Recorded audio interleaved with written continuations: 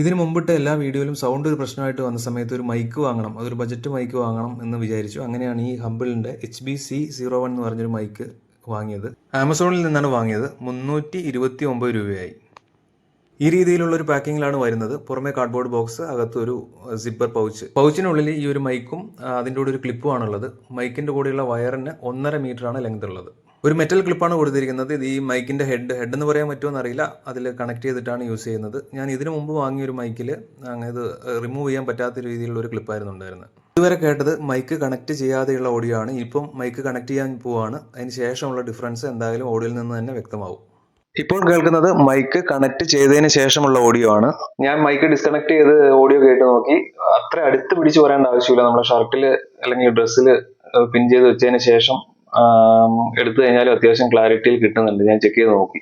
Noise reduction നല്ലോണം ഉണ്ട്.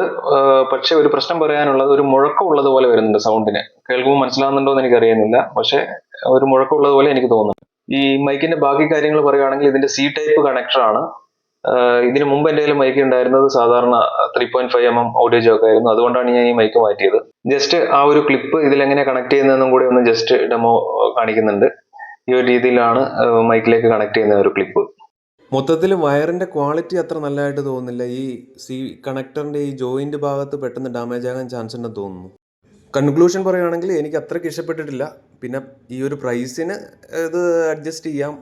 ഈ ഒരു ബഡ്ജറ്റ് ഉള്ളവർക്ക് തൽക്കാലത്തേക്ക് മാനേജ് ചെയ്യാൻ വേണ്ടിയിട്ട് ഇത് ഉപയോഗിക്കാം. അല്ലാത്തവർ കുറച്ചുകൂടി ബെറ്റർ മൈക്ക് നോക്കുന്നതായിരിക്കും നല്ലത് എന്നാണ് എൻ്റെ അഭിപ്രായം.